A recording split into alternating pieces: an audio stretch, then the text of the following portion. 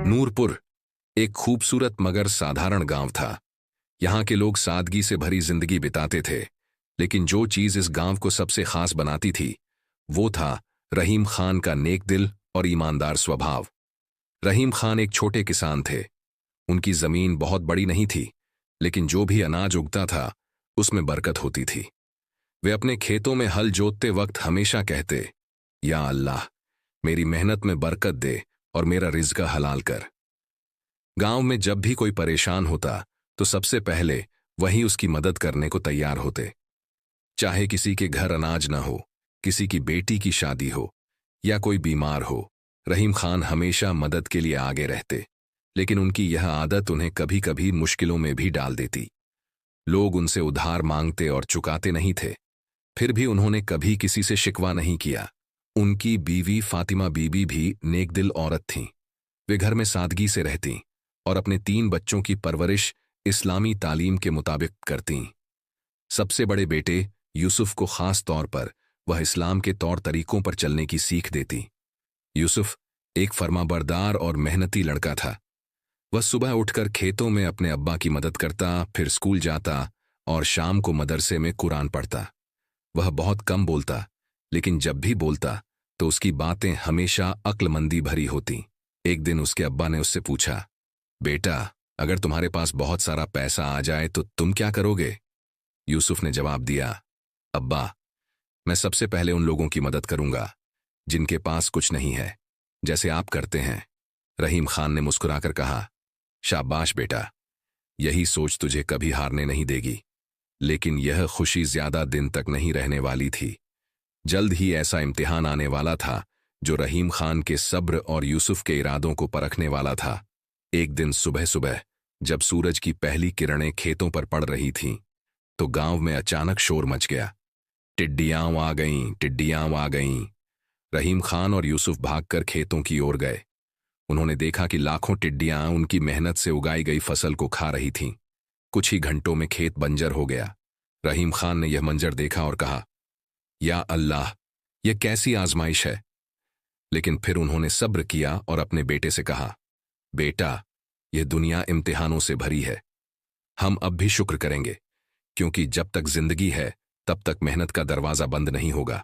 लेकिन मुश्किलें यहीं खत्म नहीं हुईं। फसल के नुकसान के कारण उनके पास खाने के लिए अनाज तक नहीं बचा। उधार देने वाले दरवाजे पर आने लगे।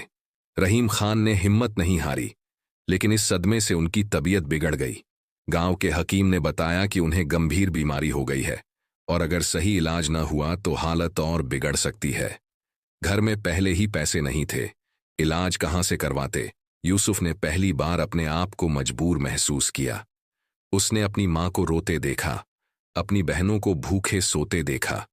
उसने अल्लाह से दुआ की, या अल्लाह, तू ही हमारी मदद कर सकता है, हमें हिम्मत दे। एक रात रहीम खान की तबीयत अचानक बिगड़ गई। पूरा परिवार उनके पास बैठा रो रहा था।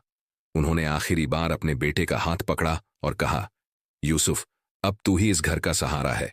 याद रखना, सब्र और तवक्कुल तेरा सबसे बड़ा हथियार होगा। और फिर वह इस दुनिया को अलविदा कह गए। अब घर में सिर्फ यूसुफ, उसकी मां और उसकी 2 छोटी बहनें बची थीं। कोई कमाने वाला नहीं था। रिश्तेदारों ने थोड़ी मदद की, लेकिन यह काफी नहीं थी। यूसुफ ने फैसला किया कि वह अब पढ़ाई छोड़ देगा और कोई काम करेगा। लेकिन गांव में नौकरी कहां थी?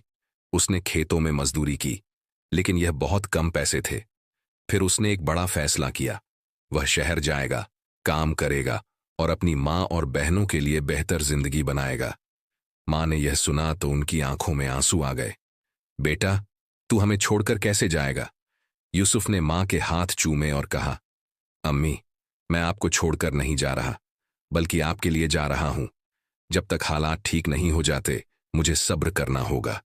और फिर वह सिर्फ एक बैग और तवक्कुल यानी अल्लाह के भरोसे के साथ शहर के सफर पर निकल पड़ा। यूसुफ पहली बार अपने गांव से दूर जा रहा था।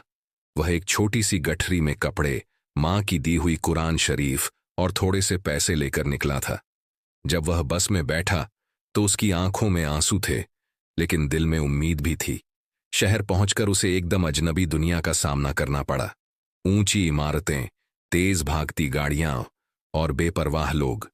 गांव की सादगी के बाद यह सब बहुत अजीब लगा।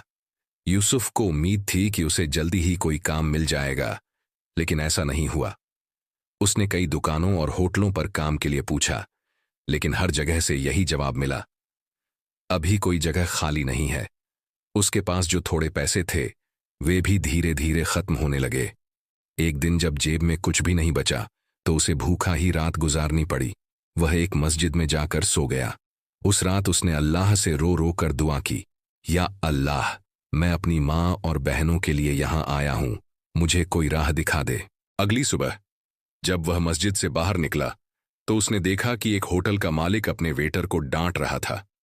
वेटर नौकरी छोड़कर चला गया। यूसुफ ने हिम्मत करके मालिक से कहा, हजरत, अगर आपको काम के लिए आदमी चाहिए तो मैं कर सकता हूं। मालिक ने उसे ऊपर से नीचे तक देखा और कहा, तुझे काम आता है? यूसुफ ने सिर झुका लिया, नहीं, लेकिन मैं सीख लूंगा, बस मुझे एक मौका दें। मालिक को उसकी सादगी पसंद आई और उसने कहा, ठीक है, पर तनख्वाह ज्यादा मत मांगना। यूसुफ को उसकी पहली नौकरी मिल गई। होटल में काम आसान नहीं था। यूसुफ सुबह से देर रात तक बर्तन धोता, फर्श साफ करता और मेहमानों को खाना परोसता, लेकिन उसने कभी शिकायत नहीं की। वह हमेशा बिस्मिल्लाह पढ़कर काम शुरू करता और अल्लाह का शुक्र अदा करता। एक दिन होटल में एक अमीर आदमी खाना खाने आया। उसने देखा कि यूसुफ बहुत मेहनती और ईमानदार है। वह यूसुफ से पूछने लगा, बेटा, तुम इतनी मेहनत क्यों कर रहे हो? यूसुफ ने जवाब दिया, अपनी माँ और बहनों की रोटी के लिए। उस आदमी को उसकी बात छू गई। उसने होटल के मालिक से कहा, यह लड़का बहुत नेक है, मैं इसे अपनी कंपनी में नौकरी देना चाहता हूं। होटल का मालिक पहले तो हैरान हुआ, लेकिन उसने इजाजत दे दी। यूसुफ को उस आदमी की कपड़ों की कंपनी में सहायक की नौकरी मिल गई। उसकी तनख्वाह भी पहले से ज्यादा थी। उसने सबसे पहले अपनी माँ को चिट्ठी लिखी और पैसे भेजे। जब उसकी माँ ने पैसे देखे तो वह रो पड़ी और सजदे में गिर गईं। या अल्लाह, तेरा शुक्र है। यूसुफ अब कंपनी में एक छोटा कर्मचारी था, लेकिन वह हर काम को पूरी ईमानदारी से करता। वह मालिक के भरोसे पर खरा उतरना चाहता था। कई लोग उसे ताने देते, अरे, तू तो होटल में बर्तन धोता था, अब कंपनी में क्या कर पाएगा? लेकिन यूसुफ ने कभी जवाब नहीं दिया। उसने सिर्फ मेहनत की। एक महीने बाद उसे अपनी पहली तनख्वाह मिली, 250 रुपए। उसने जब पहली बार नोटों को हाथ में लिया तो उसकी आंखें नम हो गईं। उसने अल्लाह का शुक्र अदा किया और सबसे पहले अपनी माँ को पैसे भेजे। गांव में जब माँ ने पैसे देखे तो वह फूट फूट कर रो पड़ी। उन्होंने अपनी बेटियों से कहा, देखो, हमारा यूसुफ अब कमाने लगा है, अल्लाह उस पर रहमत करे। यूसुफ ने सोचा, अभी तो बस शुरुआत है, एक दिन मैं इतना कमाऊंगा कि मेरी माँ को कभी तकलीफ ना हो। यूसुफ अपनी नई नौकरी में बहुत मेहनत कर रहा था। वह वक्त का पाबंद था, हर काम में ईमानदारी दिखाता था और कंपनी के मालिक उसे पसंद करने लगे थे। लेकिन यह बात कुछ पुराने कर्मचारियों को पसंद नहीं आई। वे सोचने लगे, यह लड़का कहीं हमसे आगे ना निकल जाए। उनमें से एक आदमी, जिसका नाम राशिद था, यूसुफ के खिलाफ साजिश रचने लगा। एक दिन कंपनी के गोदाम से कुछ कीमती कपड़े चोरी हो गए। राशिद ने मालिक से कहा, मुझे शक है कि यह नया लड़का ही चोर है। मालिक को यूसुफ पर भरोसा था, लेकिन वह भी चिंतित हो गए। यूसुफ को जब यह बात पता चली तो वह बहुत परेशान हुआ, लेकिन उसने अपनी माँ की सिखाई बात याद की, जब भी मुश्किल आए तो सब्र करो और अल्लाह पर भरोसा रखो। यूसुफ ने रात को नमाज पढ़ी और अल्लाह से दुआ की, या अल्लाह, मैं बेगुनाह हूं, तू ही मेरी मदद कर सकता है। अगली सुबह एक चमत्कार हुआ। कंपनी के एक और कर्मचारी ने गुप्त रूप से मालिक को बताया कि राशिद ही असली चोर है। मालिक ने राशिद को पकड़वा दिया और यूसुफ से माफी मांगी। राशिद को निकाल दिया गया, लेकिन उसकी साजिश के कारण यूसुफ को भी वहां अब काम करने में दिक्कत महसूस होने लगी। मालिक यूसुफ को पसंद करते थे, लेकिन कुछ लोग अब भी जलन रखते थे। यूसुफ ने सोचा, शायद अल्लाह ने मेरे लिए कोई और रास्ता तय किया है। एक दिन जब वह एक मस्जिद में नमाज पढ़कर बाहर निकला तो उसकी मुलाकात महमूद साहब नाम के एक व्यापारी से हुई। उन्होंने पूछा, बेटा, तुम कहाँ काम करते हो? यूसुफ ने अपनी कहानी बताई तो महमूद साहब बहुत प्रभावित हुए। उन्होंने कहा, मैं एक बड़ी गारमेंट फैक्ट्री चलाता हूं। अगर तुम चाहो तो मेरे साथ काम कर सकते हो। यूसुफ के लिए यह सुनहरा मौका था। उसने यह नौकरी स्वीकार कर ली। अब यूसुफ एक बड़ी कंपनी में अकाउंट्स संभालने लगा। पहले की तुलना में उसकी तनख्वाह भी ज्यादा थी। उसने सबसे पहले अपनी मां को ज्यादा पैसे भेजे। मां ने दुआएं दी और कहा, बेटा, तेरा सब्र तुझे आगे ले जा रहा है। यूसुफ अब अच्छी कमाई कर रहा था, लेकिन वह सिर्फ नौकरी करने तक सीमित नहीं रहना चाहता था। उसे अपने अब्बा की एक बात याद आई, अगर तू खुद मालिक बनेगा तो दूसरों को भी रोजगार दे सकेगा। यूसुफ ने फैसला किया कि वह अपना खुद का बिजनेस शुरू करेगा। हर महीने वह अपनी तनख्वाह का कुछ हिस्सा बचाने लगा। धीरे धीरे उसके पास अच्छी रकम जमा हो गई। फिर उसने सोचा, मैं कौन सा बिजनेस कर सकता हूं। वह कपड़ों की कंपनी में काम कर चुका था, इसलिए उसे इस फील्ड की अच्छी जानकारी थी। उसने सोचा, क्यों ना मैं खुद छोटे स्तर पर कपड़ों का कारोबार शुरू करूं। यूसुफ ने अपनी जमा पूंजी से एक छोटी सी दुकान किराए पर ली और वहां कुछ सस्ते कपड़े लाकर बेचना शुरू किया। शुरुआत में ग्राहक कम आए, लेकिन उसकी ईमानदारी और अच्छे बर्ताव की वजह से धीरे धीरे उसकी दुकान पर लोगों की भीड़ बढ़ने लगी। एक दिन उसकी दुकान में एक अमीर ग्राहक आया और बहुत ज्यादा कपड़े खरीद लिए। उसने यूसुफ से कहा, बेटा, तेरे चेहरे पर सच्चाई नजर आती है। मैं अब अपने कपड़ों का पूरा ऑर्डर तुझसे ही लिया करूंगा। यूसुफ की आंखों में खुशी के आंसू आ गए। उसने अल्लाह का शुक्र अदा किया। यूसुफ की दुकान अब चल पड़ी थी। उसके पास अब ज्यादा ग्राहक आने लगे थे। लेकिन जब इंसान तरक्की करने लगता है तो इम्तिहान भी बढ़ते हैं। एक रात जब यूसुफ अपनी दुकान बंद करके घर चला गया तो चोरों ने ताला तोड़कर सारा सामान लूट लिया। सुबह जब वह दुकान पर पहुंचा तो उसके पैरों तले जमीन खिसक गई। सारा माल गायब था, बस टूटा हुआ ताला पड़ा था। लोग कहने लगे, अब क्या करेगा यूसुफ, सब कुछ खत्म हो गया। यूसुफ को बहुत तकलीफ हुई, लेकिन उसने कहा, अल्लाह जिसने दिया था वही फिर से देगा। मैं फिर से मेहनत करूंगा। यूसुफ ने हार नहीं मानी। उसने अपने कुछ पुराने ग्राहकों से उधार लिया और दोबारा दुकान में सामान रखना शुरू किया। धीरे धीरे उसकी दुकान फिर से जमने लगी। अब यूसुफ फिर से अपनी दुकान को संभाल चुका था, लेकिन उसने सोचा, मैं कब तक सिर्फ एक छोटी दुकान चलाऊंगा, मुझे आगे बढ़ना है। यूसुफ बहुत सालों से अपने गांव नहीं गया था। उसने सोचा कि अपनी मां से मिलकर आए और उनसे मशविरा ले। जब वह गांव पहुंचा तो उसकी मां उसे देखकर रो पड़ी। उन्होंने अपने हाथों से उसे खाना खिलाया और उसके सिर पर हाथ फेर कर कहा, बेटा, तू बहुत आगे जाएगा, बस सब्र और मेहनत करते रहना। यूसुफ ने मां को बताया कि वह अपने बिजनेस को और बढ़ाना चाहता है। मां ने कहा, बेटा, नेक नीयत से काम करो, अल्लाह मदद करेगा।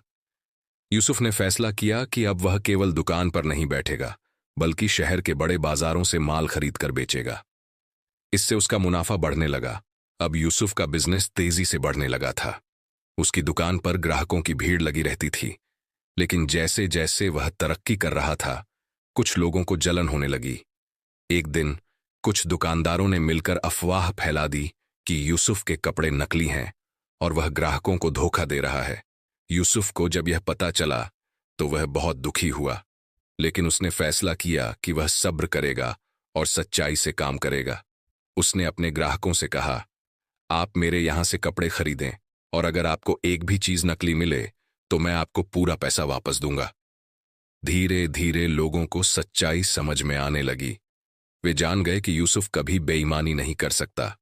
जो लोग उसके खिलाफ थे वे खुद शर्मिंदा हो गए। अब यूसुफ सिर्फ एक दुकानदार नहीं, बल्कि एक सफल व्यापारी बन चुका था। उसकी दुकान अब एक बड़ा शोरूम बन चुकी थी। उसके पास कई नौकर थे जो उसके लिए काम करते थे, लेकिन इस तरक्की ने उसे घमंडी नहीं बनाया। उसने हमेशा याद रखा कि अल्लाह ने उसे गरीबों और जरूरतमंदों की मदद के लिए यह सब दिया है।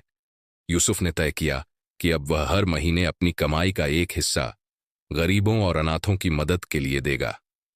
उसने अपनी दुकान के सामने एक बोर्ड लगाया, अगर किसी गरीब को कपड़े चाहिए तो बिना पैसे दिए यहां से ले सकता है।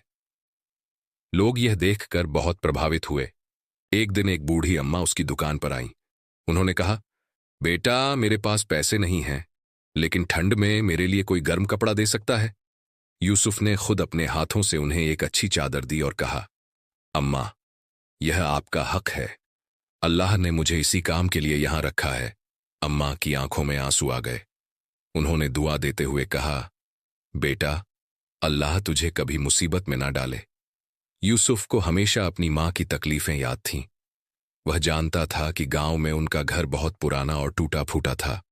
अब जब अल्लाह ने उसे इतना दिया था तो उसने सोचा कि सबसे पहले अपनी मां की ख्वाहिश पूरी करनी चाहिए। यूसुफ ने गांव जाकर अपनी मां से कहा, अम्मा, अब हम एक नया घर बनाएंगे जहां बारिश में पानी नहीं टपकेगा और ठंड में ठिठुरना नहीं पड़ेगा। मां की आंखों में खुशी के आंसू आ गए। उन्होंने कहा, बेटा, तूने मेरा सपना पूरा कर दिया। यूसुफ ने अपने बहनों के लिए अच्छे रिश्ते ढूंढे और उनकी शादी की तैयारी शुरू की। अब उसके घर में खुशी का माहौल था। उसकी मां हर नमाज के बाद सजदा करके अल्लाह का शुक्र अदा करती थीं। यूसुफ अब एक बहुत बड़ा व्यापारी बन चुका था। उसका कारोबार सिर्फ एक शहर में नहीं बल्कि कई जगहों पर फैल चुका था। लेकिन उसने कभी अपने अतीत को नहीं भुलाया। उसे याद था कि वह कभी एक गरीब लड़का था जिसने मस्जिद में रातें गुजारी थीं और होटल में बर्तन धोए थे। अब उसकी एक ख्वाहिश थी, अल्लाह के घर जाना, यानी हज पर जाना। उसने अपनी मां से कहा, अम्मा, अब मैं अल्लाह के बुलावे का इंतजार कर रहा हूं। कुछ ही दिनों बाद अल्लाह ने उसकी यह ख्वाहिश भी पूरी कर दी। उसे हज पर जाने का मौका मिल गया। जब वह मक्का पहुंचा और काबा शरीफ के सामने खड़ा हुआ तो उसकी आंखों में आंसू थे। उसने सजदा किया और रोते हुए कहा, या अल्लाह, जब मैं यहां आया था तो एक गरीब मजदूर था, लेकिन तूने मुझे इतनी इज्जत और बरकत दी। या अल्लाह, मुझे हमेशा नेक रास्ते पर रखना।